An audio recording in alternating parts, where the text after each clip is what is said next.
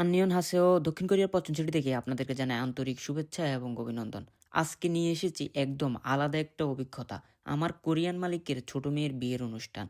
Korean culture, তাদের রীতিনীতি আর পুরো অনুষ্ঠানের পরিবেশ সবকিছুই আজ আপনাদেরকে দেখানোর চেষ্টা করব। বিয়ের ৫ দিন আগেই আমাদের সাজেংনিম আমাদেরকে ইনভাইটেশন কার্ড দিয়েছে এবং বলেছে যে বিয়ের দিন সকাল ১১টার আগেই ওখানে উপস্থিত থাকতে। কেননা ১১টা থেকে তাদের বিয়ে শুরু হবে। তো তারই ধারাবাহিকতায় বিয়ের দিন সকাল ১০টা বাজে আমরা আমাদের বাসা থেকে রওনা দিলাম, কেননা আমাদের গন্তব্যস্থলে যেতে আমাদের প্রায় ১ ঘন্টার অধিক সময় লাগবে। কোরিয়ার সৌন্দর্য দেখতে দেখতে দীর্ঘ ৪৫ কিলোমিটার গাড়ি ড্রাইভ করার পর আমরা আমাদের গন্তব্যস্থলে চলে আসলাম। গন্তব্যস্থলে এসে আমরা সর্বপ্রথম আমাদের গাড়িটি পার্কিং করলাম। এরপরে আমাদের মালিকের ছেলেকে কল দিলাম যে অনুষ্ঠান কোথায় হচ্ছে। তখন সে বলল যে লিফটের ৫ তলায় অনুষ্ঠান হচ্ছে, আমাদের সবাইকে লিফটের ৫ তলায় যাওয়ার জন্য। ৫ তলা আসার পরে আমাদের মালিকের বড় মেয়ে এসে আমাদেরকে রিসিভ করলো এবং বিয়ের হল রুমের দিকে নিয়ে গেল।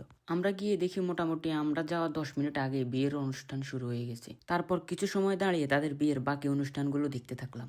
আমরা গিয়ে যেটুকু দেখতে পারলাম তা হলো কনে এবং বর উভয়ে দুইটা বই নিয়ে ওই বইগুলোতে যা লেখা আছে তা একজনের সাথে সাথে পড়তে থাকে এবং তারপরে কনের পিতামাতাকে হিংসা করে। এই যে এই মুহূর্তে কনে এবং বর উভয় কনের পিতামাতাকে হিংসা করছে। কনের পিতামাতাকে হিংসা করা শেষ হলে বরের পিতামাতাকে তারা হিংসা করে এবং কি পিতামাতা তাদেরকে আশীর্বাদ করে দেয় এবং জড়িয়ে ধরে কৌশল বিনিময় করে। এদিন কনে এবং বরের মায়েরা হানবক কোরিয়ার ঐতিহ্যবাহী পোশাক পরিধান করে। তারপর কনে এবং বর সামনে উপস্থিত থাকা সকলের উদ্দেশ্যে হিংসা প্রদান করে। তারপর চলে তাদের ভিডিওগ্রাফি এবং ফটোগ্রাফি। কথা না বলেই আপনাদেরকে একটু একটু দেখানোর চেষ্টা করি।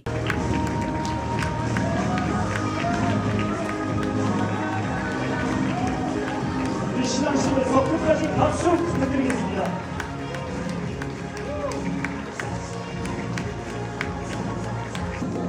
네, 여기 계세요. 마지막.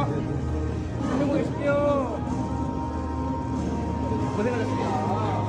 বিয়ের অনুষ্ঠান মোটামুটি কমপ্লিট হওয়ার পরেই আমাদের সাজাংনিম অর্থাৎ আমাদের মালিকের সাথে আমাদের দেখা। তখনই মালিক আমাদেরকে সাথে নিয়ে বুফে রুমের দিকে রওনা হলো। খাবার টেবিলে বসার পরে আমাদের মালিক দায়িত্বে থাকা সকলকে বলল যে এই টেবিলে শুকর জাতীয় যা আছে তা সরিয়ে নাও। ওরা শুকর খায় না এবং মাংস জাতীয় যা আছে সব সরিয়ে নাও। তারপরে এক এক করে আমাদের কোম্পানির ২ ফোজাংনিমের সাথে দেখা এবং ২ ফোজাংনিমে আমাদেরকে বুফে সেক্টরে নিয়ে গেল। নিয়ে বললো যে তোরা এখান থেকে যা খাস তা নিয়ে খেতে শুরু কর। অনেক পদের খাবার ছিল, অনেক পদের মাংস ছিল, অনেক পদের মাছ ছিল, অনেক পদের ডেজার্ট আইটেম ছিল।